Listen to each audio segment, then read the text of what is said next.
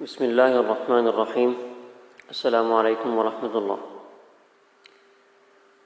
اب تک ہم تختی نمبر 5 تک پڑھ چکے ہیں، جس کا مختصر سا خلاصہ پہلے دیکھ لیتے ہیں۔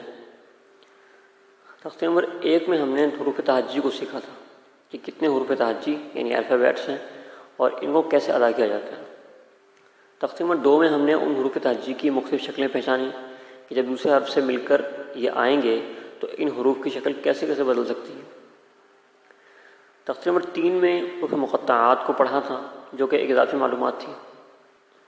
تختی نمبر 4 سے حرکات کا بیان شروع ہوا تھا کہ اب تک جو حروف پڑھے ہیں وہ صرف حروف کے نام تھے، اب ان کی آوازوں کو بنانا اور تبدیل کرنا سکھایا جائے گا۔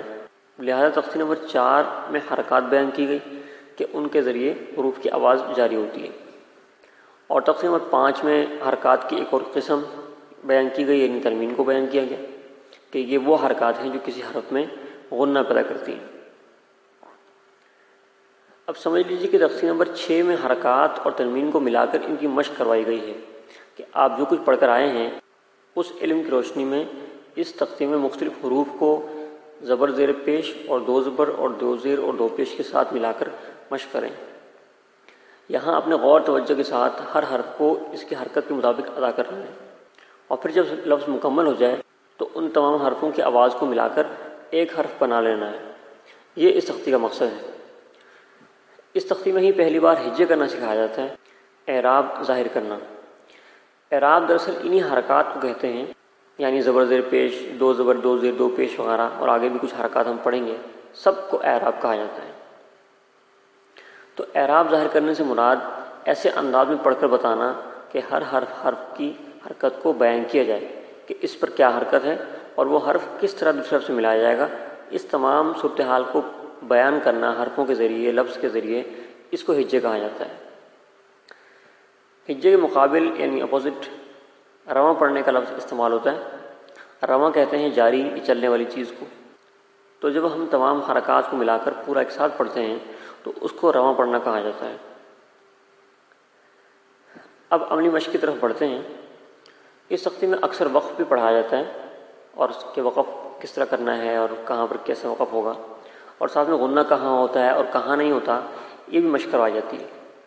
یہ تو میں آپ کو بتا چکا تھا تختی نمبر 5 میں کہ غنہ کبھی ہوتا ہے اور کبھی نہیں ہوتا، بعض جگہ پر ہوتا ہے بعض جگہ پر نہیں ہوتا، لیکن کہاں ہوتا ہے کہاں نہیں ہوتا یہ میں نے کہا تھا کہ آگے پڑھیں گے، تو وہ یہاں پر پڑھایا جاتا ہے۔ اس تختی کے اندر غنہ کہاں ہو رہا ہے کہاں نہیں ہو رہا یہ بعض حضرات پڑھاتے ہیں، اور بعض حضرات یہاں پر وقف بھی پڑھاتے ہیں، بلکہ اکثر حضرات پڑھاتے ہیں، لیکن میں نہ یہاں پر وقف پڑھاؤں گا اور نہ ہی غنہ کہاں ہونا اور کہاں نہ ہونا اس کی نشاندہی کروں گا، بلکہ صرف حروف کو ملا کر حرکات کے ذریعے سے ان کی مختلف آوازوں کو ملا کر جو الفاظ بن رہے ہیں صرف ان کی بناوٹ کو سیکھنا آپ کا اس کا مقصد ہونا چاہیے اس تختی کے اندر، اور اسی کو آپ سیکھیں۔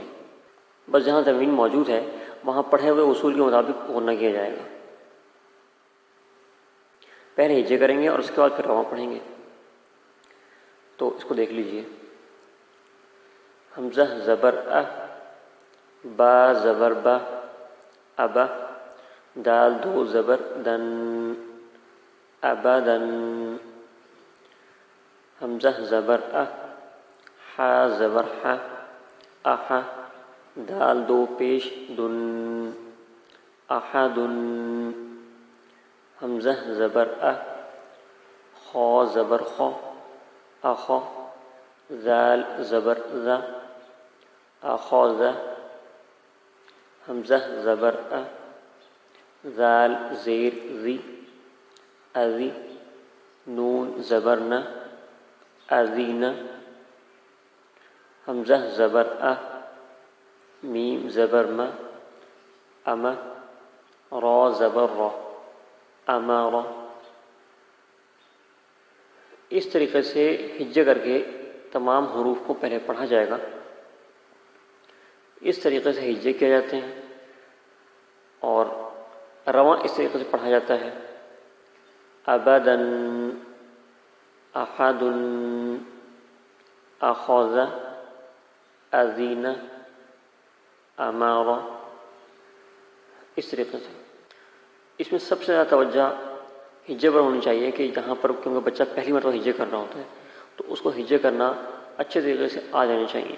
اگر رواں میں وہ غلطی کر رہا ہے یا سبق بھول رہا ہے، جیسے اس نے ابدن پڑھ لیا، اخذن پڑھ لیا، اب اس کو اخذا آگے نہیں آ رہا پڑھنا، یاد نہیں ہے اس کو، رواں یاد نہیں ہے، تو اس کو کہتے ہیں کہ آپ ہجے کر کے پڑھ لیں۔ ہجے کرے گا وہ اور اس کو پتہ لگ جائے گا۔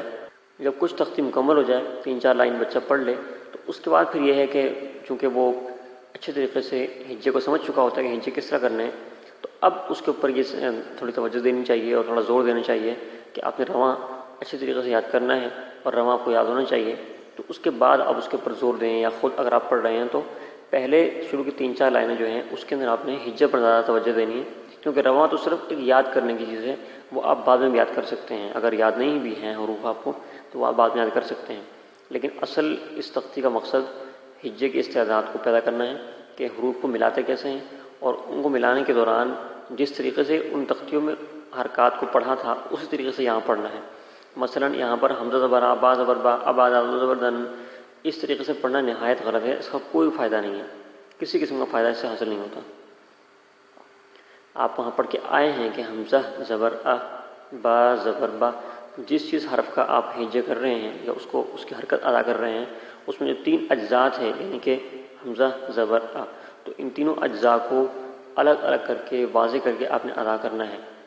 اس مشق یا اس پریکٹس کو آپ نے ہمیشہ کے لیے اختیار کر لینا ہے، اور کبھی بھی چاہے آپ تختی نمبر 12، 14، 15 تک پہنچ جائیں اور وہاں پر جا کر ایکسپرٹ ہو جائیں اور آپ کو بہت مہارت حاصل ہو جائے، حتیٰ کہ آپ قرآن میں پہنچ جائیں، اس کے باوجود بھی آپ نے جب بھی ہجے کرنے ہیں اسی طریقے سے ہجے کرنے ہیں۔ یہ حمزہ زبر آ، با زبر با، اس طریقے سے ہجے کرنا ٹھیک نہیں ہے، اس کا نقصان ہوتا ہے، اور آہستہ سے کرتے کرتے ہجے کرنے کی اور حروف کو جوڑنے کی اور حروف کو سمجھنے کی استعداد جو ہوتی ہے وہ انسان میں کم ہوتی جاتی ہے۔ تو ہجے کے لیے ہمیشہ نہایت وضاحت کے ساتھ ہر حرف کو الگ الگ کر کے واضح کر کے ادا کرنا نہایت ضروری ہے۔ اس کا التزام رکھیں، یعنی کہ اس کو لازم پکڑ لیں آپ۔ کل انشاءاللہ مزید تفصیل کچھ بیان کروں گا اس کے اندر، آپ ان حروف کو پڑھ کر رواں اور ہجے دونوں طریقے سے مشق کر لیجیے، دعا میں یاد رکھیے گا۔ والسلام علیکم ورحمۃ اللہ۔